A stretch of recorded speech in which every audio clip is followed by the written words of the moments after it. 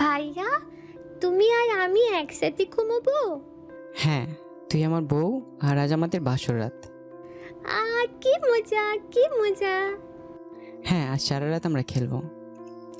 তিথিকে যখন বিয়ে করি তার বয়স তখন 14। সম্পর্কে আমার ফুফাতো বোন। আমার দাদির ইচ্ছে বিয়েটা হয়েছিল। পরিবারে বড় ছেলে হয় আমাকে কোরবানির শিকার হতে হয়েছিল। ওকে যখন বিয়ে করি আমার বয়স তখন 26। বুঝতেই পারছেন, দুজন দুই গ্রহের বাসিন্দা। দাদি ছিল শেষ পর্যায়ে, কোনোরকম হাঁটতে চলতে পারতো। তাই একদিন বাবার ফুফুকে ডেকে এই কোরবানির ব্যবস্থা করে। তার এক কথা, আমাদের ভয়েস অফ নয়ন ইউটিউব চ্যানেলের রোমান্টিক লাভ স্টোরি গল্প শুনতে এখনই আমাদের চ্যানেলটি সাবস্ক্রাইব করে রাখুন। ধন্যবাদ।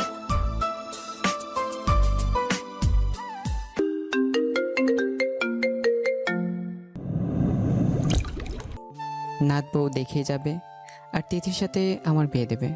তাই তো এক প্রকার জোর করে তিথির সাথে আমার বিয়েটা হয়েছিল। অনিচ্ছের শর্তেও দাদি জোরাজুরিতে বাসর ঘরে ঢুকতে হয়েছিল। ঘরে ঢুকতেই রোবটের মতো খাট থেকে নেমে সালাম করা শুরু করলো। করছে তো করছেই, আমি কিছু বলছি না। প্রায় 2 মিনিট করার পর ধমক দিয়ে বললাম, কিরে কি করিস? সালাম করি। তা তো দেখতেই পারতেছি, এতক্ষণ ধরে সালাম করতে হয়? নানি তো বলেছে আপনি যখন আমাকে উঠাবেন তখন সালাম করা বাদ দিতে। তো আর কি বলেছে তোর নানি? আরো অনেক কথা বলেছে। কি বলেছে? বলেছে আপনার বুকে মাথা রেখে রাতে ঘুমোতে, আপনি যদি আমাকে জড়িয়ে ধরেন আমি যেন বাধা না দিই, চিৎকার চেঁচামেচি না করি। আপনি হয়েছে, এবার থাম, চল খাটে বসে পড়। নানি বলেছে আমাকে কোলে করে নিয়ে যেতে। কানের নিচে একটা চটকানে দিয়ে দাঁত ফালাই দিমু। ওরে কোলে করে খাটে নিতে হবে। যা খাটে যা। ও ও, এইবার বুঝছি নানি কেন চিৎকার করতে না করেছে। কি বুঝছস? এই যে আপনি আমাকে থাপ্পড় মারবেন, আমি ব্যথা পাবো, তাই যেন চিৎকার না করি। চিৎকার করলে তো মামা এসে আপনাকে মারবে। মনে নাই একদিন আপনি আমাকে মারছিলেন আর আমি চিৎকার করতেছিলাম, তখন মামা এসে আপনাকে কি দৌড়ানিটাই না দিয়েছিল। আপনি মারেন, আমি চিৎকার করব না। কি হলো, মারেন না, না হলে কোলে করে বিছানায় নিয়ে যান। ওই, তোর সাহস একদিনে বেড়ে গেছে আমার কথার উপর কথা বলিস। যা বিছানায়। ও ভয়ে ভয়ে কাঁপতে কাঁপতে বিছানায় গেল। আমিও বিছানায় গিয়ে হাতে থাকে একটা জামা ওর হাতে দিলাম। কিছুক্ষণ আগেও আমায় ফোনে বলেছিল ভাই এবার আসার সময় আমার জন্য একটা হলুদ কালারের জামা নিয়ে আসবেন। ওটাই আজ দিলাম। ভাইয়া, এটা কি? খুলে দেখ। ওয়াও, অনেক সুন্দর হয়েছে ভাইয়া, থ্যাংক ইউ। বলে গালে একটা চুমু দিল। আচ্ছা, আপনি এমন কেন? কেমন? এই যে ড্রেসটা এখন দিলেন, আগে যদি দিতেন তাহলে এটা পরেই আসতাম। কি শাড়ি পরাইছে, আমি পরবই না, তারপরেও বলে বিয়েতে শাড়িই পরতে হয়। আচ্ছা ভাইয়া, বিয়ে কি? ওর এত কিছু জানতে হবে না, শাড়িটা খুলে এটা পরে আয়। শাড়ি পরে ঘুমোতে পারবি না। আচ্ছা খুলছি। ওই, কি করিস? কেন, আপনি না বললেন এটা পরতে? বলছি তাই বলে এখানে? কেন, কোনো সমস্যা? না, কোনো সমস্যা নাই। যা বাথরুমে গিয়ে হাত মুখ ধুয়ে ওখান থেকে কাপড় পরে আয়। আচ্ছা। বলেই বাথরুমে চলে গেল। কিছুক্ষণ পর ড্রেসটা পরে এসে বলতেছে, ভাইয়া, কেমন লাগছে আমাকে? সুন্দর লাগতেছে। মামা মামিকে দেখিয়ে আসি। না, এত রাতে যেতে হবে না। আর আজ থেকে মা বাবাকে আর মামা মামি ডাকবি না। কেন, কি ডাকবো? Uncle aunty? না, মা বাবা বলেই ডাকবি। বিয়ের পর সব মেয়েরাই তার স্বামীর মা বাবাকে মা বাবা বলেই ডাকে। যা, আমি পারবো না, আমার লজ্জা লাগে। এদিকে আয়। কেন মারবেন? না, আয়। শোন, তোকে কিছু কথা বলি। বিয়ের পর মেয়েদের কিছু জিনিস পরিবর্তন করতে হয়। তার স্বামীর বাবা মাকে মা বাবাই ডাকতে হয়, চঞ্চলতা কমাতে হয়, আর কথা কম বলতে হয়। মনে থাকবে? থাকবে। ঠিক আছে, এখন ঘুমো। বলে আমি শুয়ে পড়লাম। ও শুয়ে পড়লো, কিন্তু বালিশে না, আমার বুকে। কিরে, খাটে কি বালিশের অভাব হয়েছে? নানি তো বলেছে এভাবে ঘুমাতে। ওর কাণ্ড কারখানা দেখে আর কিছু বললাম না। সকালে ঘুম থেকে উঠে ফজরের নামাজ পড়তে গেলাম। নামাজ পড়ে হাঁটতে হাঁটতে বাজারে গেলাম চা খেতে। চা খেয়ে বাড়ি এসে দেখি সবাই কেমন কানাঘোষা করতেছে। আমি তোয়াক্কা না করে রুমে গেলাম। কিছুক্ষণ পর দাদি আসলো, এসে তিথিকে খোঁজা শুরু করলো। আর আমায় বলতেছে, কে রে নাতি, আমার নাতনিটারে কই রাখলা? দেখি একটু কেমন হলো। তোমার নাতনি আগে যেমন ছিল তেমনি আছে। তা কই আমার নাত বউটা? তোমার নাত বউকে কি আমি পকেটে করে নিয়ে বসে আছি যে আমায় জিজ্ঞেস করতেছো? কি বলিস? ও তো বের হয় নাই, আমরা তো মনে করলাম তুই রুমে, তাই এদিক আসি নাই। কি বলো? আমি তোকে ঘরে রেখে নামাজে গেলাম, তারপর সারা বাড়ি তোকে খোঁজার ধুম পড়ে গেল। চিৎকার করে ডেকে কোনো পাত্তা নেই, কোথাও পাওয়া গেল না। আমার মনে হঠাৎ সন্দেহ জাগলো, ও কি তাহলে যেই ভাবা সেই কাজ। দৌড়ে পুকুর ঘাটের আম বাগানে গেলাম। যা ভেবেছিলাম তাই। গাছ বান্দর গাছে বসে আম খাচ্ছে। বললাম, কি রে, ওখানে কি করিস? ভাইয়া আম খাচ্ছি, খাবেন? দাঁড়া, তোর আমি আম খাওয়া বের করতেছি। আজ তোর পা ভেঙে দেব। তোরে যে এত মানুষ ডাকতেছে শুনিস নাই? শুনছি তো। শুনছস তো, কথা বললি না কেন? আপনি না কাল বললেন কথা কম বলতে। গাধি, কথা কম বলতে বলছি, তাই বলে এই না যে কথা বলতে নিষেধ করছি। ছাগলের মতো যে সারাদিন ম্যামা করস সেটা কমাইতে বলছি। ভুল হয়ে গেছে। এখন নেমে আয় বলছি। মারবেন না তো? না, মারবো না, এবার নেমে আয়। লাঠিটা তাহলে পুকুরে ফেলে দেন, তারপর নামবো। আচ্ছা, ফেলে দিলাম, এবার আয়, সাবধানে নাম। একটু সরে দাঁড়ান। কেন? লাফ দেব। তুই কিন্তু সত্যি আজ মার খাবি। মা গো, গেছে রে, পাটা ভেঙেই গেছে। মেজাজটা গরম হয়ে গেল। কি আর করার, কোলে করে ঘরে নিয়ে আসলাম। বাড়ির ভিতরে এসে পড়লাম। পড়েছি বিপদে। সবার মুখে এক কথা, কি ডাকাত ছাড়া সেরিডারে কি করছে। কিন্তু কেউ তো জানে না যে সে গাছ থেকে পড়ে পায়ে ব্যথা পাইছে, তার জন্য ঠিকমতো হাঁটতেও পারছে না। সবাই তো ভাবতেছে অন্যটা। আমার তো লজ্জায় মাথা কাটা যাচ্ছে। অবস্থা বেগতিক দেখে আমি দাদিকে বুঝিয়ে বললাম। পরে দাদি এই লজ্জার হাত থেকে বাঁচালো। বাড়ির মাঝখানে গিয়ে মাকে জোরে ডাক দিল। মা সামনে আসতে মাকে বলল, বৌমা দেখো তোমার ছেলের বউয়ের কাণ্ড। এই সকালবেলা গিয়ে গাছে উঠে কেমন পাটা ভেঙে আনলো। এটা শুনে মা দৌড়ে আসলো। তোরে কতদিন বলছি গাছে উঠবি না, তারপরেও কেন আমার কথা শুনিস না? দাঁড়া, আমি এখন তোর মাকে ফোন দিতেছি, বলবো তুই গাছে উঠে পা ভাঙছিস। কিরে বেহাইয়া, হাসতেছিস কেন? আজ থেকে তো তুমি আমার মা, তুমি আবার কাকে বলবা? মায়ের মুখে একটা খুশি রেখা ভেসে উঠলো। তখন মা বলল, তোকে কে বললো? নীলয় ভাইয়া বলেছে, আরো বলেছে। সাথে সাথে দাদি মুখটা চেপে ধরলো। আর আমি দৌড়ে ঘরের ভিতর চলে গেলাম। মা মুচকি এসে চলে গেল। কে রে, তুই নীলয়কে ভাইয়া বলে ডাকিস কেন? কি ডাকবো তাহলে? ভাইয়া হয়তো ভাইয়া বলেই ডাকবো না। দূর পাগলি, স্বামী কি কেউ ভাইয়া বলে ডাকে? কি বলে ডাকবো? কিছুই ডাকতে হবে না, আপনি করে বলবি। আর বেশি দরকার হলে আকার ইঙ্গিতে ডাকবি। কিভাবে? এই যে শুনছেন, ওগো শুনছেন, এইভাবে। ও আচ্ছা, ঠিক আছে। তারপর আমাদের গোসল করে চেয়ারে বসিয়ে রাখছে। বান্দর কি আর সভ্যতা বোঝে? তিথিও তেমনি, একবার এদিকে দৌড়াচ্ছে তো আরেকবার ওইদিকে। একবার তো শাড়ি খুলে এসে নাচানাচি শুরু করছে। মা আবার তাকে দমকে শাড়ি পরে আমার পাশে বসে দিয়ে গেল। তিথি এখানেই থাক, উঠবি না, আমি একটু ওই দিকটা দেখে আসি বলে খাবারটা দেখতে গেলাম।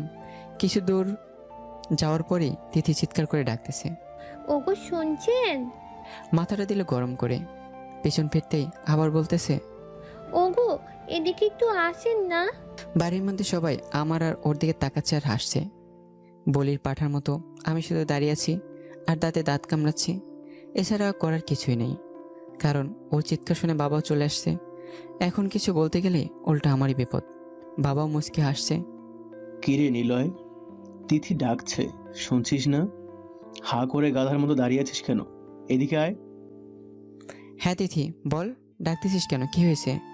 কি রে, তুই কি তিথিকে এখন তুই করে বলিস? হ্যাঁ, ওকে তো আগে থেকেই তুই করে বলি। আহ, আগের কথা ভুলে যা। আর একবার যদি তুই করে বলিস তোর খবর আছে। তিথিমা, তোকে যদি তুই করে বলে আমায় বলবি। ঠিক আছে বাবা। তাহলে কি বলে ডাকবো বাবা? বউকে কেউ তুই করে বলে, তুমি করে বলবি। ঠিক আছে বাবা, দরকার হলে আপনি করে বলবো, তাও তুমিও বলবো না। এখন বলেন ডাকতেছেন কেন? কিরে গাদির মতো হাসতেছিস কেন? বাবা না আপনাকে তুমি করে বলতে বললো। আপনি আপনি আপনি করছেন কেন? ভুল হয়েছে আমার বোন, বলো ডাকতেছো কেন? ভাবি আমারে জিজ্ঞাসা করছে রাতে আমাদের কি কি হলো, সেটা কি বলবো? আপনি তো আবার বেশি কথা বলতে না করেছেন, তাই আপনাকে জিজ্ঞেস করলাম। এমন সময় পাশ থেকে বাবা বাবার মতো দৌড়, ভাবি তো মুখে কাপড় দিয়েই দৌড়।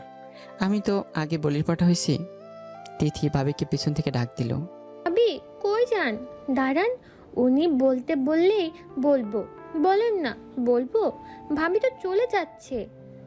একটু দাঁড়া, আমি একটা মাইক নিয়ে আসতেছি, তারপর মাইক দিয়ে বলবো, এলাকার সবাই শুনবে। আব্বা। কিরে বাবাকে ডাকতেছিস কেন? বাবা না বললো আপনি আমাকে তুই করে বললে জানাতে। ভুল হয়েছে আমার। আচ্ছা আর বলবেন না। ঠিক আছে, এখন তুমি বসে থাকো, আমি যাই। আচ্ছা যান, তাড়াতাড়ি আসবেন, না হলে ভাবি আবার বলবে আমি অনেক অহংকারী। একটা কথা জিজ্ঞেস করেছি বলছে না। আল্লাহ, কি এমন পাপ করেছিলাম যে এমন ঝামেলা আমার কপালে জুটলো? কিছু বলছেন? না না, কি বলবো, বলছি তুমি বসো, আমি যাবো আর আসবো। ঠিক আছে। কিরে নিলয়, কই যাস? চলে যাচ্ছি। এমন সময় মাই কথা বললো। মা, উনি মাইক আনতে যাচ্ছে। মাইক? মাইক দিয়ে কি করবে? কাল রাতে উনি আমাকে যা যা বলছে ওটা নাকি এলাকার সবাইকে শোনাতে হবে, তাই। আমি এবারও কিছু বললাম না, শুধু মায়ের দিকে নিরীহ প্রাণীর মতো তাকিয়ে থাকলাম। মা আমার অসহায়ত্বটা বুঝতে পেরে চোখের পাশে বোঝাতে চাচ্ছি, একটু ধৈর্য ধর বাবা। মা তিথিকে নিয়ে দাদির ঘরে নিয়ে গেল। আমি পাথরের মতো দাঁড়িয়ে রইলাম, না পারছি চিৎকার করে কাঁদতে, না পারছি ওকে কিছু বলতে। কী বা বলবো, ও বা বুঝি কেমন। মনের দুঃখে চলে গেলাম পুকুর পাড়ে। তারপর সারাদিন কোনোরকম পার করে রাত আসলো। লোকজনও কিছুটা কমেছে। তিথি আর আমাকে ফুপু নিয়ে যাবে, কিন্তু তিথি যাবে না। অনেক জোরাজুরি করেও নিতে পারলো না, বলে যে কাল সকালে যাবে। আমি একটু হাঁপ ছেড়ে বাঁচলাম। ইজ্জত যা যাওয়ার তা তো গেছেই, তাও নিজের বাড়িতেই গেছে, অন্যের বাড়িতে তো আর গেল না। রাতে খাওয়া দাওয়া শেষে আমি ঘুমোতে গেলাম। কিছুক্ষণ পর দাদি আর তিথি আসলো আমার ঘরে। দাদি বলল, দাদা ভাই, ও তো ছোট মানুষ, কিছুই বোঝে না। কয়টা দিন একটু ধৈর্য ধর, সব ঠিক হয়ে যাবে। তুই কোনো চিন্তা করিস না, আমি ওকে সব শিখিয়ে দেব। সকালবেলা কি থাপ্পড় খাওয়ার স্বাদ জাগছে? মারবো কেন? নানি তো কাল রাতে বলে গেল ওনার আর আমার কথা কেউ কিছু জিজ্ঞেস করলে কথা না বলতে। তিথি তুই এমন কেন? তোর কি বুদ্ধির শুদ্ধি কিছু হবে না কখনো? কেন মা, আমি আবার কি করলাম? আর আমার বুদ্ধি নাই নাই কে বললো? বুদ্ধি না থাকলে কি আমি ক্লাসে সবসময় প্রথম হতাম? আর বৃত্তিও তো পাইছি এইতে। তুমি তো তখন বলেছিলে আমার ব্রেন অনেক ভালো, বলো নাই? বুঝতে পারছি, ভুল আমারই। তোকে যদি সবার সাথে মিশতে দিতাম তাহলে আর আজ এই পরিস্থিতির সৃষ্টি হতো না। চোখে চোখ রাখলেও দোষ, না রাখলেও দোষ। এখন থেকে তোর স্কুলে যাওয়া বন্ধ, পড়ালেখাও বাদ। তুই এখন শুধু পাড়ায় পাড়ায় গল্প করে বেড়াবি আর দুনিয়ার সম্পর্কে জানবি। ইয়াহু, আমি আর স্কুলে যাব না। বলে নাচতে শুরু করেছে।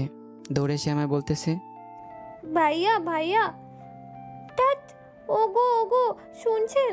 আমার আর স্কুলে যেতে হবে না, আমি এখন সারাদিন ঘোরাঘুরি করবো আর খেলবো। আমার আমার যে কি খুশি লাগতেছে। বলে আমাকে জড়িয়ে ধরলো। এদিক ওর চিৎকার শুনে বাবা মা দৌড়ে আসছে। এসে দেখে তিথি আমাকে জড়িয়ে ধরে আছে। এটা দেখে বাবা মা আর রুমে ঢুকলো না, হাসতে হাসতে চলে গেল। ফুপুও তাদের সাথে চলে গেল। এবার আমি আর সহ্য করতে পারলাম না, ঠাটিয়ে কানের নিচে একটা দিয়ে দিলাম। হঠাৎ তিতির মুখটা মলিন হয়ে গেল। সে বিছানার এক কোণে বসে পড়ল আর গাল ধরে নীরবে কাঁদতে লাগলো।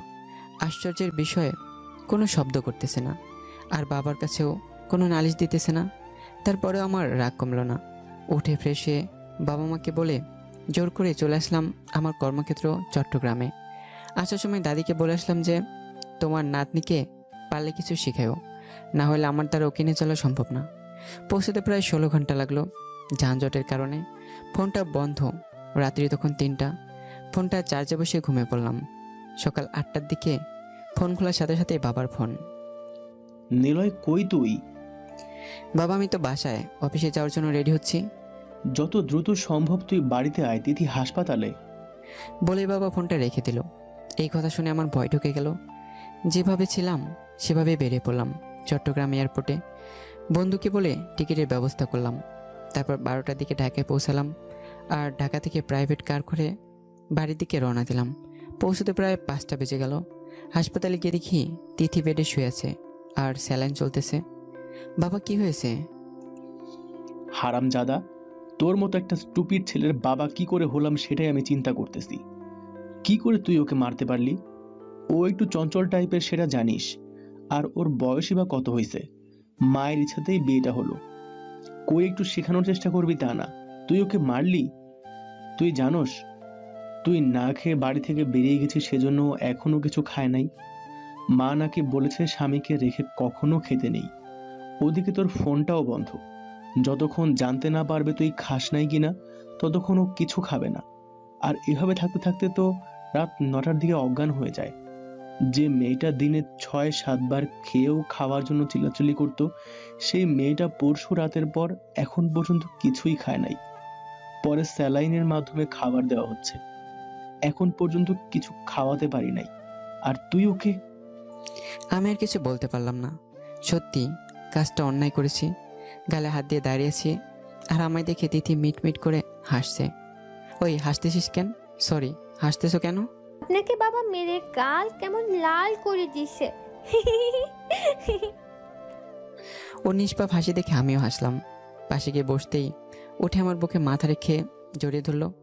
মা ফুপু ওখান থেকে গায়েব হয়ে গেল। দাদি শুধু মিটমিট করে হাসছে। কি হলো তিথি, এখন আবার এমন করছো কেন? নানি না বলছে আপনার বুকে মাথা রেখে শুয়ে থাকতে? আপনি তো এতক্ষণ ছিলেন না, তাই বালিশে শুয়ে থাকতে আমার একদম ভালো লাগতেছে না। কিন্তু এখন তো আপনি আছেন, তাই শুয়ে আছি। দাদি, ও দাদি, একটু এদিকে আসো তো। বল। তোমার পাটা একটু পরে তুলবা? কেন? তোমার পাটা ধরে বলি, ওকে আর কিছু শিখা যায় না। যা শেখানোর আমি শিখামো সময় হলে। আমার ইজ্জত নিয়ে আর সাপলুডু খেলো না। আর তুই না, তুমি আমার জন্য না খেয়ে থাকবে কেন? স্বামীর আগে খেলে নাকি স্বামীর অমঙ্গল হয়, তাই। ধুর পাগলি, এগুলো এমনি বলে। আর কোনো দিন এমন করবে না, আর আমি তোর সাথে কখন এমন করব না। বলেই অতিরিক্ত ভালোবাসায় কপালে একটা চুমু দিলাম। সে বলল আচ্ছা ঠিক আছে। পরে বাবা দাদিকে ডেকে কিছু খাবার পাঠিয়ে দিল, আমি ওকে খাইয়ে দিলাম। হাসপাতাল থেকে ছাড়পত্র নিয়ে বাড়ির দিকে রওনা দিলাম। মাঝপথে বাবা আমাকে ঝাড়ি দেওয়া শুরু করলো। তিথি বলল, বাবা, ওনাকে কিছু বলবেন না। উনি বলেছে আর কখনো এমন করবে না। আমাকে নিয়ে যাতে খাইয়ে দিছে, কিন্তু ভালো করে মাখাইতে পারে না। আমার কপালে একটা চুমুও দিছে। বাবার মুখ চুপ, মায়েরা দাদির মুখে হাসি, আর আমি জানালা দিয়ে দিনের বেলা আকাশের তারা গুনি। বাড়ি আসতে আসতে প্রায় সন্ধ্যা গড়িয়েছে। রাতে খাবার টেবিলে সবাই খেতে বসছি। আমি তিথিকে বললাম সবাইকে খাবার বেড়ে দিতে। আমি পারবো না, আমার ক্ষুধা লাগছে। মা তো আছেই, মাই সবাইকে দিবে। হ্যাঁ, তিথি তো ঠিকই বলেছে। ও কি পারবে এসব করতে? তুই খা মা। ওগো, আমাকে খাইয়ে দেন না, আমার না হাতে ব্যথা করতেছে। ওর কথা শুনে সবাই মিটিমিটি হাসতেছে। নিলয়, খাইয়ে দে তিথিকে। হাতে সুই ঢোকানো হয়েছিল, হয়তো ব্যথা করতে পারে। কি আর করার, খাইয়ে দিলাম। তারপর যে যার মতো রুমে চলে এলাম। দাদি শিখিয়ে দিয়েছে, ওটা কি আর ভুল হবে? এসে ওকে মাথা রেখে শুয়ে পড়লো। ওগো, আপনাকে একটা কথা বলি। বলো। আমার কথা শুনে সবাই হাসে কেন? ওটা তুমি বুঝবে না, আর একটু বড় হও, তারপর নিজেই সব বুঝবে। আপনি আমাকে বুঝিয়ে দিন, তাহলেই আমি বুঝতে পারবো। আমি অনেক ভালো বুঝি। আমার স্যারদা আমাকে একবার বুঝালে আমি সব বুঝে যাই। আচ্ছা, পরে বোঝাবো। আচ্ছা তিথি, তোমার কোনো বন্ধু নেই? না, তবে বান্ধবী আছে একটা। একটা মাত্র বান্ধবী? ও কি প্রেম করে কারোর সাথে? ছি, না, কি বলেন এসব? ছি কেন? ওটা ভালো না, খারাপ। মা বলেছে যারা প্রেম করে ওদের সাথে না মিশতে আর কথাও না বলতে। আর যদি কেউ প্রেম নিয়ে কিছু বলে তাহলে মাকে জানাতে। তাই তো আমার কোনো বন্ধু নাই, শুধু একজন স্যারের মেয়ে। প্রেম খারাপ না, প্রেম করা ভালো। প্রেম অনেক ভালো একটা জিনিস। তুমি যদি কখনো প্রেম করতে, তাহলে আজ বুঝতে পারতে কেন তোমার কথা সবাই হাসতেছে। তাহলে আমি কি প্রেম করবো কারোর সাথে? না না, তোমাকে কারোর সাথে প্রেম করতে হবে না। যারা প্রেম করে তাদের সাথে মিশলেই হবে। আর ওদের সাথে মিশার পরে যদি প্রেম করতে মন চায়, তাহলে আমার সাথে করবে। স্বামীর সাথে প্রেম করা খারাপ না। কিন্তু মা যদি বকে? মা কিছু বলবে না। সত্যি তো? সত্যি। আচ্ছা, প্রেম করলে কি করতে হয়? আমি ওকে বুকের মাঝে শক্ত করে জড়িয়ে ধরে বললাম, এমন করে জড়িয়ে ধরতে হয়। তখন তিথি মাকে বলে লাফ দিয়ে দূরে সরে গেল। কি হলো? আপনি ধরার পরে আমার কেমন জানি কারেন্ট কারেন্ট লাগলো। ছোটবেলায় একবার কারেন্ট ধরেছিল, 3 ঘন্টা পর আমার জ্ঞান ফিরছে। তাহলে এখন ঘুমাও, বলে মাথাতে হাত বুলিয়ে দিতে লাগলাম। মায়ের ডাকাডাকিতে সকালে ঘুম ভেঙে গেল। হাত মুখ ধুয়ে খেতে গেলাম। তিথিকে খাইয়ে দিয়ে আমিও খেলাম। ড্রয়িং রুমে বসে সবাই মিলে গল্প করছে। তখন তিথি এসে আমার পাশে বসলো আর বলল, শোনেন না, কাল রাতের মতো আমার মাথায় একটু হাত বুলিয়ে দিন না, আমার অনেক ভালো লাগে। কি আর করার। আমি সুন্দর করে ওর মাথায় হাত বুলিয়ে দিচ্ছি, আর বাকি সবাই আস্তে আস্তে উঠে চলে গেল। কিছুক্ষণ পর আমি একটু বাইরে গেলাম। দুপুরের দিকে ফিরতে তিথি দৌড়ে এসে আমার কাছে আসলো। কই গিয়েছিলেন আপনি? আপনাকে সে কখন থেকে খুঁজতেছি। কেন? মা তো বলেছিল আমাকে আর পড়াবে না, তাই আমি মাকে গিয়ে জিজ্ঞেস করব। মা যদি আবার না করে আপনি একটু মাকে বুঝাবেন। ঠিক আছে, চলো। মা বাবা আর শাশুড়ি মা বসে কি নিয়ে যেন কথা বলছিল। এরই মধ্যে আমাদের দুজনকে একসাথে দেখে সবাই আমাদের দিকে তাকালো। কি রে তিথি, কিছু বলবি? বল। হ্যাঁ মা। বল। মা, তুমি কি সত্যি আর কোনোদিন আমাকে স্কুলে যেতে দিবে না? না, আমি কি কখনো মিথ্যে বলেছি? হ্যাঁ, বলেছি এই তো। কি বেয়াদব মেয়ে দেখছেন ভাইজান, মুখে মুখে কেমন তর্ক করে। ওই, তোকে কবে মিথ্যে বলছিলাম? কেন, তুমি বলো নাই প্রেম করা পাপ? প্রেম করা ভালো না। কাল রাতে তো উনি আমার সব বলেছে। প্রেম করা ভালো। এই যে আমার কথা শুনে তোমরা হাসো, আমি যদি প্রেম করতাম তোমরা তখন হাসতে পারতা না। উনি আরও বলেছে উনি আমাকে সব শিখাইবে, তারপর আমি ওনার সাথে প্রেম করব। আবার উনি আমাকে বুকের মধ্যে জড়াই ধরছিল। আমি তো ভয়েই শেষ। ওনার সারা শরীরে কেমন জানি কারেন্ট। তিথির বাচ্চা, এবার বাবা মাকে দৌড়াতে হয়নি, আমি নিজেই দৌড়েছি। সেই দিনটা কোনো রকম পার করে পরের দিন সকালে চট্টগ্রামের উদ্দেশ্যে রেডি হলাম। যাওয়ার আগে তিথি রুমে এসে আমাকে জড়িয়ে ধরলো। কি ব্যাপার, কিছু বলবে? না। তাহলে জড়িয়ে ধরলে যে? নানি বললো এসে জড়িয়ে ধরতে, তাহলে নাকি আপনার ভালো লাগবে আর আমার কথা মনে পড়বে বারবার। আমি শুধু হাসলাম। খাওয়া দাওয়া ঠিক মতো করবে, পড়াশোনাটা যেন ঠিক মতো হয়। রেজাল্ট খারাপ হলে কিন্তু আমি আর বাড়িতে আসবো না। ঠিক আছে। আর তোমার কি কিছু লাগবে আসার সময়? চকলেট আনবেন অনেকগুলো। আচ্ছা, এবার ছাড়ো, আমার দেরি হয়ে যাচ্ছে। বাইরে পর্যন্ত যাই, আমার ভালো লাগছে। মাথায় একটু হাত বুলিয়ে দিন না। কি আর করার, দিতেই হলো। সাথে কপালে একটা চুমু দিয়ে বললাম, হয়েছে, এবার ছাড়ো। পাগলি বউ আমার, বাইরে মানুষ দেখলে হাসবে। তিথি তখন ছেড়ে দিয়ে আমার পিছু পিছু আসলো। সবার কাছে বিদায় নিয়ে রওনা দিলাম। কয়েক পা যেতেই তিথির ডাকে পিছন ফিরলাম। শুনেন, আপনি যে আমাকে জড়িয়ে ধরেছিলেন, কারেন্ট লাগলেও ছোট কালের কারেন্টের মতো না, আমার একটু একটু ভালো লাগছিল, কেমন জানি গরমের মাঝেও শীত শীত। বলছিলাম কি, হ্যাঁ আপনি তো চলেই যাচ্ছেন, তাহলে আমার যদি প্রেম করতে মন চায় তাহলে কিভাবে করব? আমি আর কিছু বললাম না, শুধু একটা দীর্ঘ শ্বাস নিয়ে আকাশের দিকে একবার তাকালাম, তারপর মাথা নিচু করে আবার রওনা দিলাম। কি হলো বলেন না যে? তাহলে কি অন্য কারোর সাথে করব? আমি আর পিছন দিকে না তাকিয়ে চলে আসলাম। ওই ছেড়ি, তোর মাথা কি কিছুই নেই? থাকবেই কি করে? সারা দিন বই আর গাছ নিয়ে পড়ে থাকলে বুদ্ধি কি করে হবে? কেন, আমি আবার কি করলাম? কি করস জানোস না? বোঝোস না কিছুই? ওই তোর স্বামীর সাথে কোনো কথা থাকলে তার কানে কানে না হলে কাছে গিয়ে আস্তে আস্তে বলবি। সবার সামনে যে এমন কথা বলস, সবাই তখন আমার নাতিটারে নিয়ে হাসাহাসি করে। এরকম আর কখনো করবি না। ঠিক আছে নানি। চট্টগ্রামে আসার পর দিনকাল ভালোই যাচ্ছিল। বিপত্তি ঘটল কিছুদিন পর। হঠাৎ একদিন রাতের বেলা অপরিচিত নাম্বার থেকে ফোন আসলো। রিসিভ করতে ওপাশ থেকে মিষ্টি কণ্ঠ ভেসে আসলো। আসসালামু আলাইকুম। ওগো, কেমন আছেন আপনি? কি করেন? খাইছেন? আচ্ছা, আমার কথা কি আপনার মনে পড়ে? আচ্ছা, রেখে দেই। আসসালামু আলাইকুম। আমি তো পুরাই টাসকি। এ কি কথা বললো? না মেশিন গানে গুলি চলল ঠিক বুঝলাম না। ঘোর কাটতে ফোন দিলাম। হ্যালো, জি বলেন। কি বলছো তিথি? জি। ওভাবে কথা বলে রেখে দিলে কেন? কিভাবে কথা বলেছি? এই যে তুমি একাই কথা বলে ফোন রেখে দিলে। ওমা, নানি বলল আপনার সাথে কথা বলতে। আপনি কি করেন, খাইছেন কি না, আমার কথা মনে পড়ে কি না জিজ্ঞেস করতে, তাই করলাম। ও, তা আমার কাছে না শুনে ফোন রেখে দিলে? বারে, রাখবো না? নানি তো বলে নাই যে আপনার কথা শুনতে হবে। আপনার কথা শুনলে পরে যদি রাগ করে, তাই রেখে দিছি। হ্যাঁ, ভালো করছো।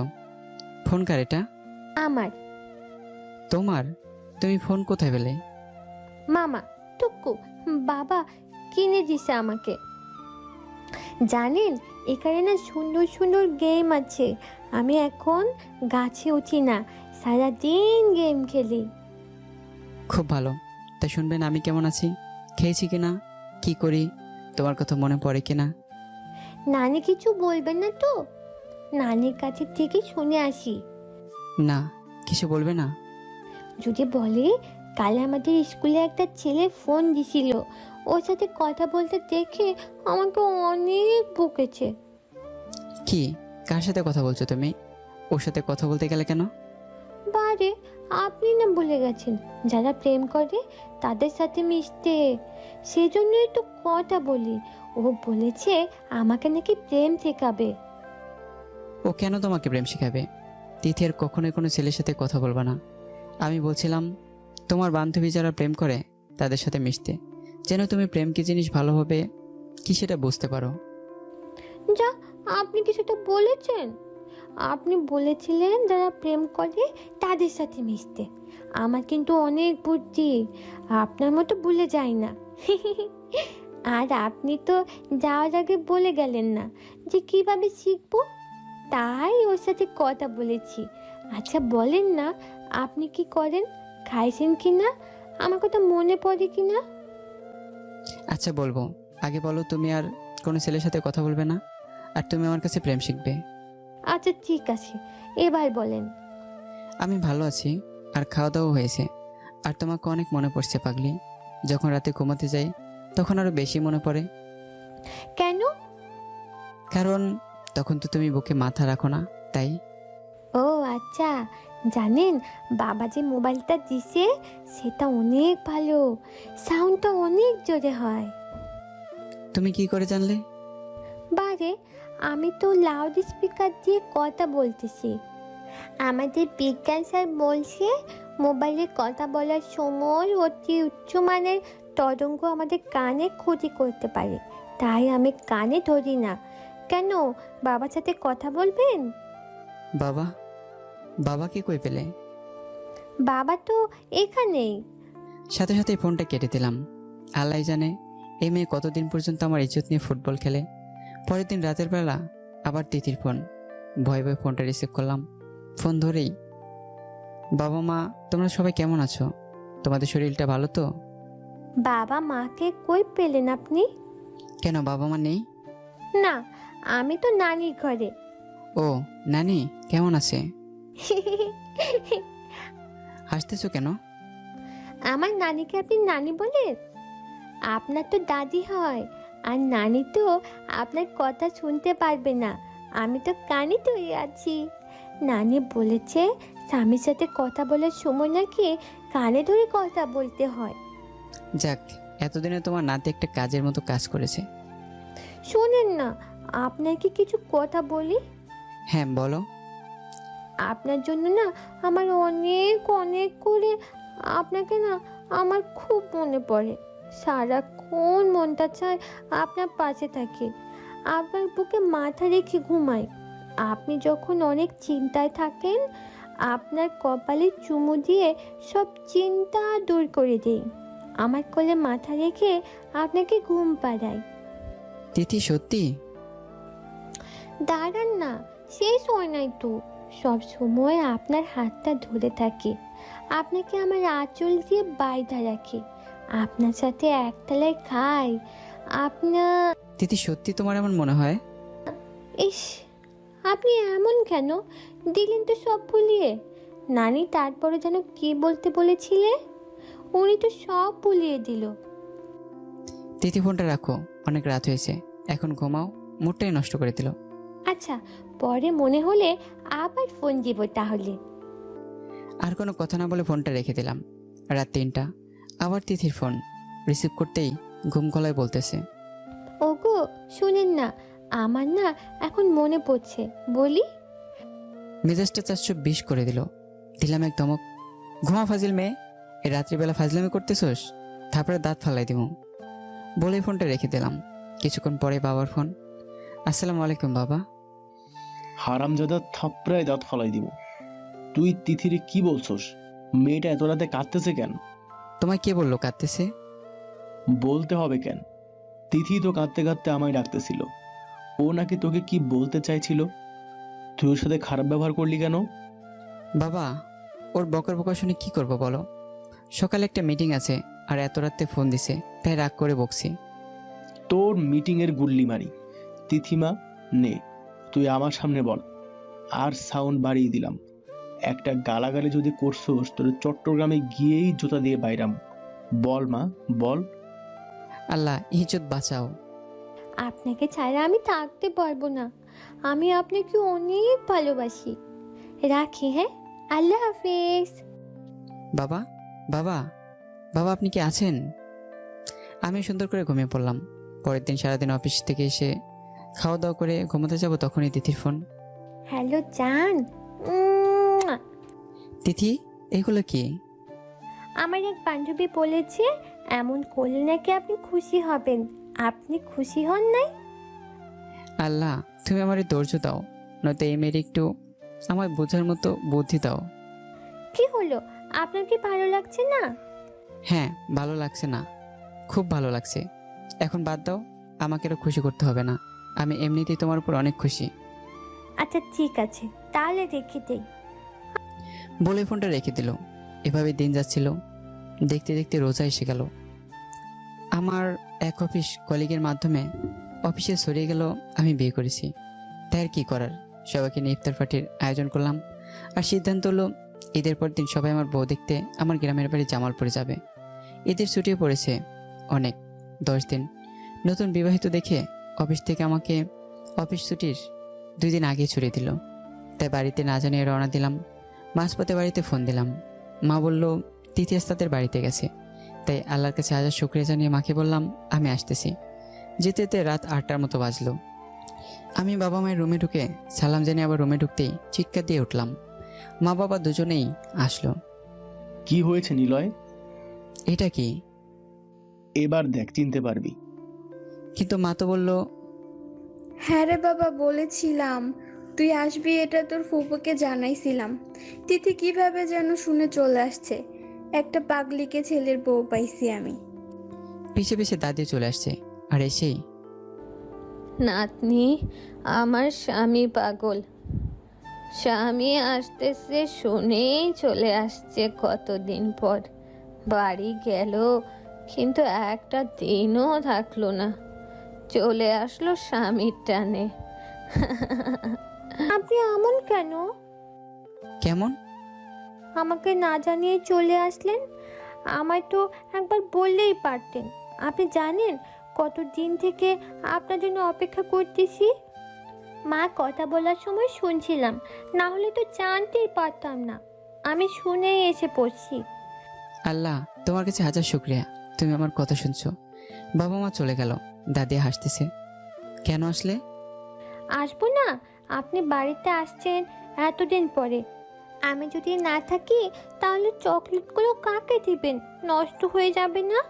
আর মা বলেছিল আপনি আসার সময় আমার জন্য অনেক কিছু নিয়ে আসবেন, তাই চলে আসছি। ওই সতীন, স্বামী আসছে এতদিন পর, সালাম কর, কেমন আছে জিজ্ঞেস কর আগে, তারপর তোর জন্য কি আনছে তা দিবেই। মাথায় কি বুদ্ধি হবে না তোর? ও, ভুল হয়ে গেছে। আসসালামু আলাইকুম, কেমন আছেন? চকলেটগুলো দেন তাড়াতাড়ি। আল্লাহ, আবার প্রমাণ করলে কুত্তা লেজ কখনো সোজা হয় না। রাগে দুঃখে চকলেটগুলো বের করে দিলাম। ও নিয়ে বিছানায় চলে গেল। রাতে খেয়ে ঘুমাতে গেলাম, সেও আগের জায়গায় ঘুমিয়ে পড়লো। কিছুক্ষণ পর একটা করে চকলেট নিচ্ছে আর খাচ্ছে। মাঝ রাত্রিতে তিথির ধাক্কাধাক্কিতে ঘুম ভেঙে গেল। ওগো শুনছেন? তিথি, বিরক্ত করো না তো, ঘুমোতে দাও। শুনেন না একটু। হ্যাঁ বলো। বলছি কি, আপনার ব্যাগে তো আরো চকলেট আছে, একটু বের করে দিবেন। ওইগুলো শেষ। শেষ মানে? তুমি কি ঘুমাওনি? এতক্ষণ কি চকলেটই খেলে? হ্যাঁ, খাবো না? দিনে তো খাওয়া যাবে না, আর রেখে দিলে যদি নষ্ট হয়ে যায়। কে বললো তোমার চকলেট নষ্ট হয়ে যায়? কেউ বলেনি। একবার ছোট কাকা বিদেশ থেকে আমার জন্য অনেক চকলেট আনছিল, 1 বছর পর সেগুলো নষ্ট হয়ে গেছিল। তিথি, একটা কাজ করতে পারবে? কি? আমার মাথাটা খেতে পারবে? যা, ওখানে কি চকলেট পড়েছে নাকি যে খাবো? তার মানে চকলেট পড়লে আমার মাথা খেতে? না, শুধু চকলেটটা খেতাম। জানেন না, অপচয়কারী শয়তানের ভাই। তাই কোনো জিনিস পড়ে গেলে আমি সেটা নষ্ট করতে দেই না। আচ্ছা, মেয়েরাও কি শয়তানের ভাই হয়? তুমি কি ঘুমাবে না থাপ্পড় খাবে? চকলেট খাবো, দিন নয়নে। অবশেষে এনে দিতে হলো। পরের দিন সকালে পুকুর পাড়ে বসে আছি। আপনার কি মন খারাপ? একটু। ও আচ্ছা, দাঁড়ান, আপনার মন ভালো করে দিই। চুম্মু চুম্মু চুম্মু। বাহ, সুন্দর। শব্দ হচ্ছে না, আর একটু জোরে শব্দ করো। সে আরো জোরে চুচু করে শব্দ করতে লাগলো। আমি আর ঠিক থাকতে পারলাম না, ওর পাগলামি দেখে হেসেই দিলাম। হয়েছে, থাকার লাগবে না, এবার চুচু করা বন্ধ করো। সে বিশ্বজয়ে হাসি দিল। ইফতারের সময় আমি ওর পাশে বসলাম, না খাইয়ে দেওয়ার ভয়ে। টেবিলের ঠিক উল্টো দিকে বসলাম। খাবার মাঝের দিকে তাকাতে মুসকে মুসকে হাসছে, তাই সুযোগ বুঝে একবার দিলাম চোখ মেরে। ওয়াও, অনেক সুন্দর হয়েছে। কেমনে করলেন? আবার একটু করেন তো। কি রে মা?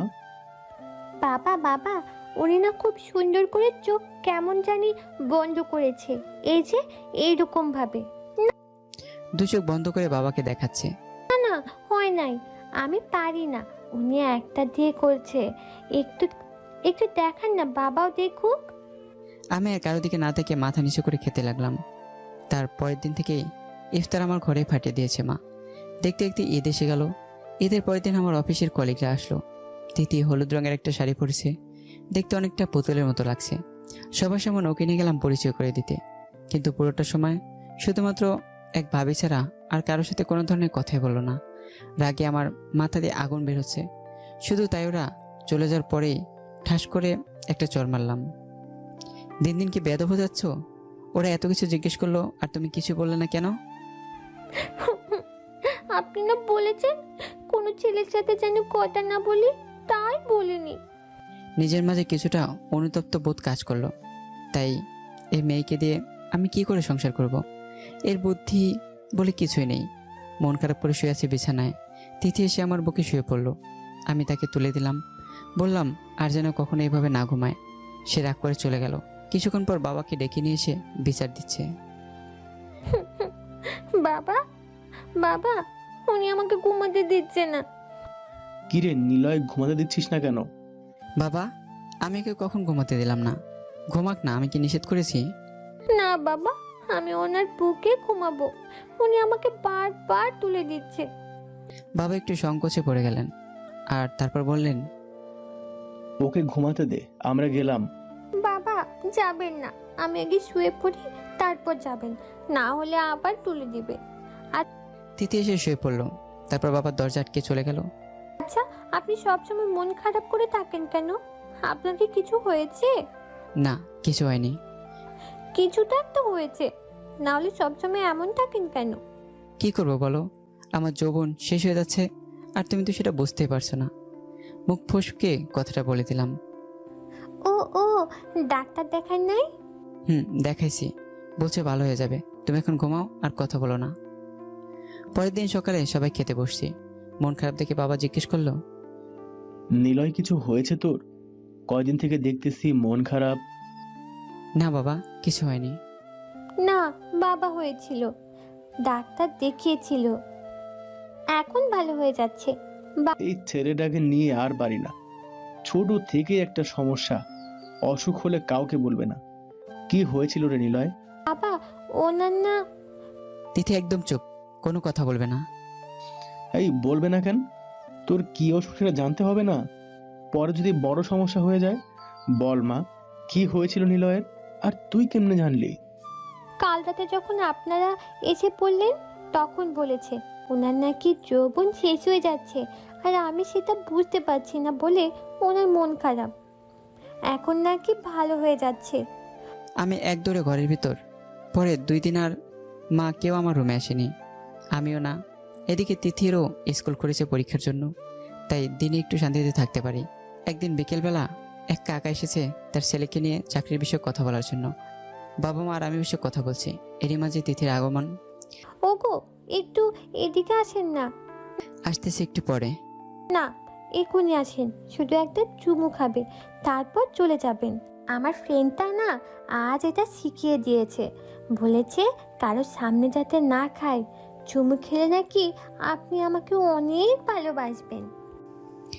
বাবা, আস্তে হলে উঠি বলেই কাকা চলে গেল। বাবা মা উঠে গেল। তখন তিথি আমার দিকে আস্তে আস্তে এগিয়ে আসতেছে। আমি দৌড়ে বাইরে বের হয়ে গেলাম। পিছে পিছে তিথিও দৌড়ানো শুরু করলো। দাঁড়ান দাঁড়ান, শুধু একটা খামো। ও যখন দৌড় দিছে আমি তখন দাঁড়িয়ে গেলাম। রাস্তায় গেলে আবার আরেক ঝামেলা। আমি স্ট্যাচু হয়ে দাঁড়িয়ে আছি, সে তার কাজ সেরে চলে গেল।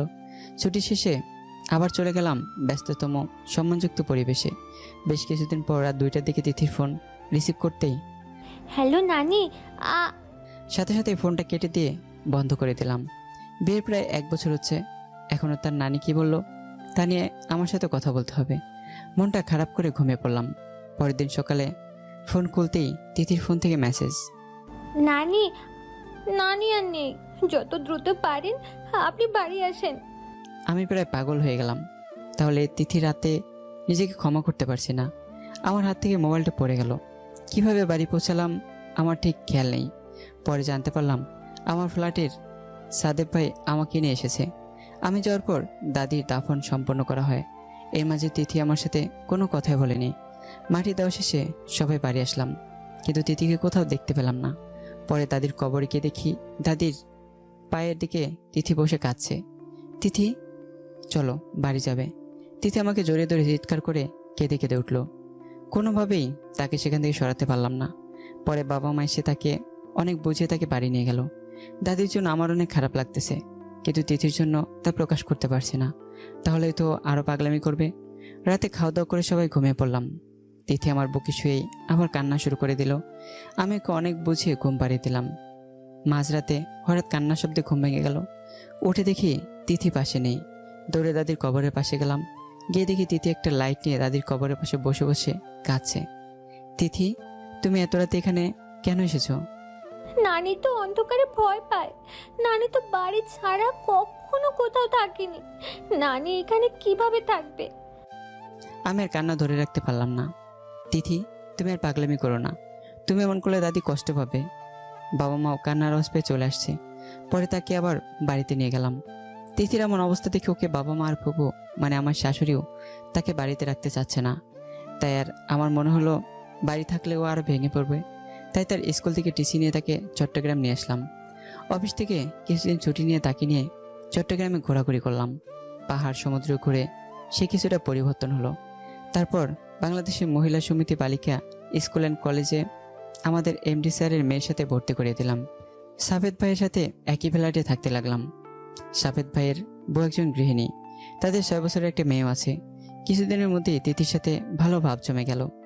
আমি সকালে অফিসে যাওয়ার সময় তিথিকে স্কুলে দিয়ে যাই, আবার আসার সময় নিয়ে আসি। এভাবে দিনগুলো ভালোই যাচ্ছিল। একদিন তিথির স্কুল আগে ছুটি হয়ে যায়, তাই আমায় বলে বাসায় চলে আসছে। অফিস শেষে বাসায় ফিরতেই দারোয়ানের বাড়িওয়ালার সাথে দেখা করতে বলল। রুমে এসে দেখে তিথি পড়তেছে। আমায় দেখে উঠে সে জড়িয়ে ধরল। প্রতিদিনই এমন করে, যতক্ষণ বাসায় থেকে ততক্ষণ আমার হাত ছাড়তে চায় না। দাদি নাকি এটা বলে গেছে। অবশ্য দাদি মারা যাওয়ার পর তিথি মাঝে অনেকটা পরিবর্তন আসছে। আগের মতো তেমন বেফাস কথা বলে না। কপালে একটা চুমু দিয়ে টেবিলে বসে বললাম যে একটু বাড়িওয়ালার সাথে দেখা করতে হবে, আমি দেখা করে আসি। না, আপনি যাবেন না। কেন? এমনি না, এমনি না, আমায় না কয়টা অঙ্ক করে দিতে হবে। আচ্ছা, এসে করে দিচ্ছি। না, আমায় এখনই করে দিতে হবে। অঙ্ক করা শেষ হলে আচ্ছা তুমি বাকিগুলো করো, আমি আসতেছি। ফিজিক্সটাও একটু বুঝিয়ে দেন। এভাবে করতে করতে রাত 8টা বাজে ফেলেছে। প্রায় সব সাবজেক্টই পড়ানো শেষ, তারপরেও যেতে দিচ্ছে না। তারপর ধমক দিয়ে বসে দেখা করতে গেলাম। সালাম দিতেই গম্ভীর মুখে আমার দিকে তাকালো। আমার হাতটা ধরে টান দিয়ে ছাদে নিয়ে গেল। দেখো নিলয়, তোমার বউ আমার ছাদের কি অবস্থা করেছে। সবগুলো ফুল ছিঁড়ে ফেলেছে। আর এদিকে আজ দেখো গাছটার কি অবস্থা করেছে। এটা কি কারোর ওঠার মতো গাছ? তোমার বউ গাছে উঠে গাছটা ভেঙে ফেলেছে। তার মানে এই জন্যই বাড়িওয়ালার কাছে আসতে দিচ্ছিল না। আমি তাড়াতাড়ি নিচে নামলাম। দেখি তিথি রুমে নেই। বাথরুমে ধাক্কা দিয়ে সারা বাথরুম ফুলের পাপড়িতে ভরা। ভাবিতে রুমে কেউ দেখি নেই। রুমে এসে তিথির ফোনে ফোন দিলাম। খাটের নিচ থেকে ফোন বেজে উঠলো। ফোনটা কেটে নিচে তাকিয়ে দেখি তিথি খাটের নিচে শুয়ে আছে। তিথি, ওখানে কি করো? বাইরে এসো। আমি কিন্তু বাবাকে কল দিব। বাবাকে কেন কল দিবে? আপনি আমায় মারবেন। বলে চিৎকার করে কান্না করে দিল। ওর কান্না শুনে পাশের রুমের ভাবি চলে আসলো। কি রে নিলয়, কি হয়েছে? আরে ভাবি, কিছুই হয়নি। আমি ওকে খাটের নিচ থেকে বাইরে বের করছি, আরও অমনি কান্না শুরু করছে। তুমি যাও, আমি দেখছি। আমার ভুল হয়ে গেছে, আমি আর কখনোই করব না। আচ্ছা ঠিক আছে, এবার বাইরে আসো। আগে বলেন মারবেন না। আচ্ছা মারবো না, বাইরে এসো। কান্না থামে বাইরে আসলো। চোখের পানি মুছে দিয়ে জিজ্ঞেস করলাম, গাছ ভেঙেছো কেন? আমি ভাঙি নাই, ভাবির মেয়ে দিয়া ভাঙছে।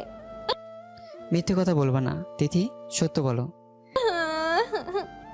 অনেক দিন থেকে গাছে উঠি না, তাই ছাদে গাছ দেখে পা কেমন জানি করছিল, তাই উঠছিলাম। আচ্ছা, কাঁদতে হবে না, কান্না করার কি আছে। আচ্ছা। আচ্ছা তিথি, হুম। আরেকটা কথা জিজ্ঞেস করি, কান্না করবা না কিন্তু। আচ্ছা।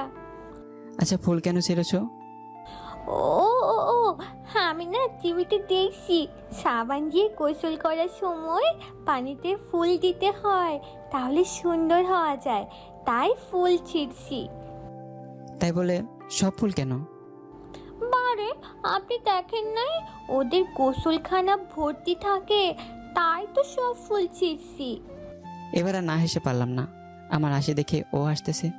ধুর পাগলি, ওরা এমনিতে এইভাবে টিভিতে বিজ্ঞাপন দেয়। আর তুমি এমনিতেই সুন্দর, তোমাকে ফুল দিয়ে গোসল করতে হবে না। যাদের চেহারা খারাপ তাদেরই করতে হয়, আর কখনোই ছিড়বে না, মনে থাকবে। আচ্ছা, আর ছিড়ব না। তার কিছুদিন পর তিথির টেস্ট পরীক্ষা শুরু হওয়াতে ওকে বাসাতেই থাকতে হলো সারাদিন। ভাবি আর দিয়ার সাথে সময় কাটাতো। একদিন বাসায় এসে ভাবিরা দেখি কেউই বাসায় নেই, দিয়ে একা একা পড়তেছে। আমি যাওয়ার পর কেমন করে যেন আমার দিকে তাকাচ্ছে। কিন্তু কাছে আসছে না। তিথি, কিছু হয়েছে? সে কান্না শুরু করে দিয়েছে। আমি ভয় পেয়ে গেলাম। তিথি, তুমি কি একা একা ভয় পেয়েছো? না আবার ফুল ছিঁড়েছো? না ভাবি কিছু বলেছে, বকেছে? না, তাহলে কাঁদতেছো কেন? আমি ইচ্ছে করি নাই। কি করেছো বলো? আপনি আমায় মারবেন বলে আরো জোরে কাঁদতে লাগলো। আমি বাবাকে বলে দেব আপনি আমায় মারছেন। আমি কি তোমাকে কখনো মেরেছি? 2 বার থাপ্পড় মারছেন। কবে? মনে নাই? একদিন সকালবেলা আর ঈদের পর একদিন আপনার বন্ধুর সাথে কথা না বলার জন্য মারছিলেন। আচ্ছা, তখন বুঝতে পারিনি। তারপর তো আর মারিনি, আর মারবো না। বলো কি করছো? দিয়ানা চকলেট খেয়েছিল, আমি চাইছিলাম, আমাকে দেয় নাই। পরে আমি ওর কাছ থেকে জোর করে সেটা কেড়ে নিয়েছি। তারপর সে আমার চুল টেনে ধরছিল, তাই আমি ওকে কামড় দিছি। কামড় দিছো মানে? দিয়ে এখন কোথায়? ওকে নিয়ে হাসপাতালে গেছে ওর মা। আমি আর দেরি না করে হাসপাতালের দিকে রওনা দিলাম। তিথি আমার পিছে পিছে গেল। হাসপাতালে গিয়ে দেখি দেয়ার ট্রিটমেন্ট চলছে। 4টা সেলাই দিয়েছে হাতে। তিথি আমার হাতটা ধরে অপরাধের মতো পিছে দাঁড়িয়ে পড়লো। সাথে সাথে কান্না শুরু করে দিয়েছে। কি রে নিলয়, তুই কি তিথিকে বকাবকি করছিস নাকি? সুযোগ পেলাম কই, তার আগে তো বাবার ভয় দেখানো শুরু করেছে। থাক, কিছু বলিস না। দিয়াকে যখন কামড় দিছে, দেয়ার আগে সেই কান্না শুরু করে দিছে হাতে রক্ত দেখে। ছোট মানুষ বুঝতে পারে নাই। ভাবি, ও এবার এসএসসি দিবে। ওকে তুমি ছোট বলছো? ওকে আমি আর এখানে রাখবোই না, খালি ওকে বাড়িতে পাঠিয়ে দেবো। আমি বাড়ি যাব না। তোকে আমি যেতেই দেবো না। শুধু আর পাগলামি করবি না কখনো, মনে থাকে জানো। আচ্ছা। ভাবলাম হাসপাতালে যখন এসে পড়েছি তখন প্রেশারটা একটু মেপে যাই। যেই না নার্স প্রেশার মাপা শুরু করেছে, তিথি এসে নার্সের চুল ধরে টানাটানি শুরু করেছে। এটা কেমন বেয়াদব? ও আপনাকে ধরেছে কেন? ধরেছে মানে? প্রেশার মাপতেছে, ধরতে হবে না? না, ধরবে না। নানি বলেছিল তোর স্বামীর পাশে যেন কোনো মেয়ে ঘেঁষতে না পারে, কোনো মেয়ে যেন তোর স্বামীকে স্পর্শ না করে। যদি করে তাহলে কিন্তু তোর স্বামীকে হারাবি। আমি হাসি আটকালেও নার্স না হেসে পারল না। পরে নার্স আর প্রেশার মাপলো না। তারপর তাকে নিয়ে বাসায় চলে আসলাম। আর টেস্ট পরীক্ষা শেষ হওয়ার পর তাকে বাড়িতে পাঠিয়ে দিলাম, যাতে আর কোনো অঘটনের সৃষ্টি না হয়। কে শোনে কার কথা। পরদিন বাবাকে সাথে নিয়ে হাজির। তাকে দেখে একদিনে চেহারার বেহাল দশা করে ফেলেছে। অবশেষে বাসায় ঢুকে দেখি বাবার তিথি বসে গল্প করতেছে। আমাকে দেখে তিথি বাবার পাঞ্জাবি ধরে বাবার পিছে দাঁড়িয়ে গেল।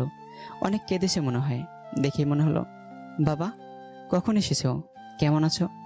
বাবা কোনো কথা না বলে আগে হাতের কাজটা সেরে নিল। হারামজাদা, তোর সাহস কি করে হলো মেয়েটাকে একা একা পাঠানোর?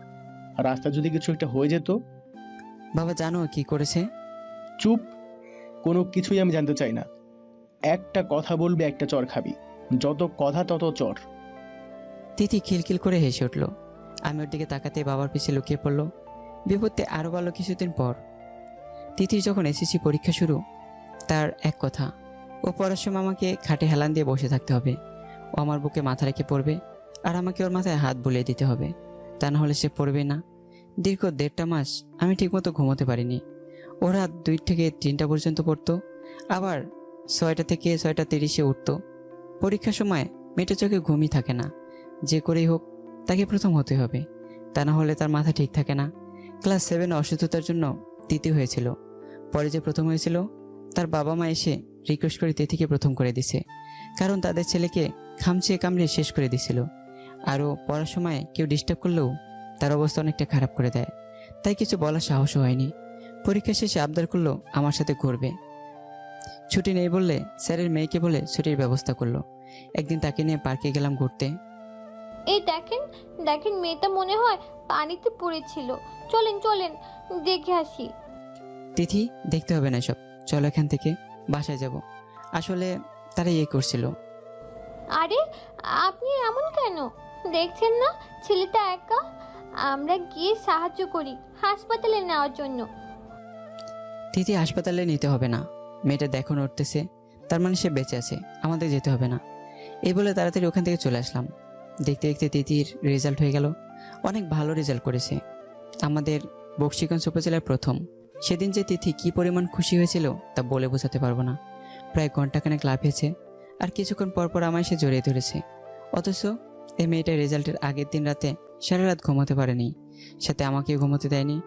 আমাদের বিবাহিত জীবনের বসন্ত শুরু হয়েছিল তিথির এইচএসসি পরীক্ষার পর।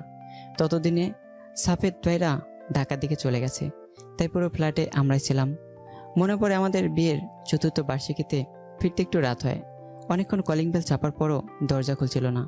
তখন আমার চাবি দিয়ে দরজা খুলে দেখতে যাব, দেখি দরজা খোলা, ভিতরে অন্ধকার। খুঁজে লাইটে জ্বালাতে আমি অনেকটা ভয় পেয়ে গেলাম। কার বাসায় ঢুকলাম? পরে খেয়াল করে দেখলাম না, ঠিকই আছে। সারা ঘর সুন্দর করে সাজানো, টেবিলের উপর একটা শেরওয়ানি রাখা, সাথে চিরকুট। ওগো, নানি বলে গিয়েছিল যখন তুই বড় হবি বিয়ে কি বুঝতে পারবি, সেদিন যেন আবার আমি প্রথম দিনের মতো বউ সাজি। এক আনন্দে ঢেউ কেটে গেল মনে। আমি ফ্রেশ হয়ে শেরওয়ানি পরে গিয়ে দেখি রুমটা সুন্দর করে সাজানো। দরজায় দাঁড়িয়ে বললাম, দাদি যেন কি বলেছিল, বলে হেসে দিলাম। তিথি লজ্জায় মুখটা একটু ঠেকালো। কোনো রকম রাতটা পার করলাম। পরের দিন থেকে বিপত্তি আরও বেড়ে গেল। প্রায় 1 সপ্তাহ তিথির মুখ দেখতে পারিনি। খুব সকালে সে উঠে নাস্তা রেডি করে অন্য রুমে লুকিয়ে থাকতো, আর রাত না হলে বাসায় ঢুকতে দিত না। বাসায় যখন ঢুকতাম পুরো অন্ধকার থাকতো। এসে আমাকে জড়িয়ে ধরতো বরাবরের মতোই, কিন্তু লাইট চালাতো না। শোয়ার সময় আমার হাতটা বেঁধে রাখতো, তারপর ঘুমোতো। এভাবে তার অত্যাচারের দিনগুলো যাচ্ছিল। ঢামেকে চান্স হওয়ার পর আমি ঢাকার দিকে চাকরি নেই। চান্স হওয়ার কিছুদিন পরে তিথি কনভিন্স করে। সেদিন যে আমি কি পরিমাণ খুশি হয়েছিলাম তা ভাষায় প্রকাশ করার মতো না। তিথিকে খবরটা জানানোর পর ও যে কতক্ষণ আমার বুকে মুখ লুকিয়েছিল তা আমার মনে নেই। কিছুক্ষণ পর দেখি তিথি কাঁদতেছে। এই পাগলি, কাঁদতেছ কেন? বাবু হলে তো আপনি বাবুকেই ভালোবাসবেন, আমায় তো আর বাসবেন না। ধুর পাগলি, কে বলেছি তোমায় ভালোবাসবো না? আর অনেক বেশি ভালোবাসবো। সত্যি? সত্যি বলে কপালে একটা চুমু দিলাম। সে আমাকে জড়িয়ে ধরলো। পাগলিটা এখন মা হয়েছে, বাবা হয়েছে আমি, কিন্তু পাগলির পাগলামি কমে নেই, বরং বেড়েছে। আল্লাহর অশেষ রহমতে আমাদের একটা মেয়ে হয়েছে। মেয়ে হওয়ার পর থেকেই আমার উপর তিথির অত্যাচার আরও বেড়ে গেছে। মেয়ে হয়েছে ঠিক মায়ের মতোই। মা যেমন স্বামীর বুক ছাড়া ঘুমায় না, তেমন মেয়েও বাবার বুক ছাড়া ঘুমায় না। আর এই নিয়ে মা মেয়ের মধ্যে ঝগড়া লেগেই থাকে। মাঝখান থেকে বলির পাঠা হয়েছে আমি। আমরা এখন মানুষ 3 জন, আর বালিশ একটা। এখন মেয়ের বয়স 3। কোলে করে দাঁড়িয়ে অপেক্ষা করছি তিথির জন্য। আজ তিথির মেডিকেলের শেষ দিন। কি ব্যাপার, ওকে এইভাবে কোলে করে কতক্ষণ দাঁড়িয়ে আছেন? এই তো প্রায় ঘন্টাখানেক। ও কি এভাবেই কোলে উঠেছিল? কেন? না, কিছু না। মামুনি, আমার কোলে আয়। মেয়েকে কখনো তুই করে বলে না রাগ না উঠলে, কিন্তু বুঝতে পারলাম না কি জন্য রাগ করছে। কি ব্যাপার তিথি, তুমি কি নিতুর উপর রেগে আছো? কিছু করেছে? না, কিছু করেনি। আপনি হেঁটে হেঁটে বাসা আসবেন, আমি নিতুকে নিয়ে যাচ্ছি। তিথি আমাকে রেখে গাড়ি নিয়ে চলে গেল। বাসায় গিয়ে দেখি মেয়েকে খাটের সাথে বেঁধে কান ধরে দাঁড় করিয়ে রাখছে। কি ব্যাপার তিথি, ওকে বেঁধে রাখছো কেন? কি করব, ও আপনার কোলে কেন উঠবে? বারে, মেয়ে বাবার কোলে উঠবে না? উঠুক, আমি ওকে ভাগ করে দিছি না। আমার পাশে ও কেন উঠবে?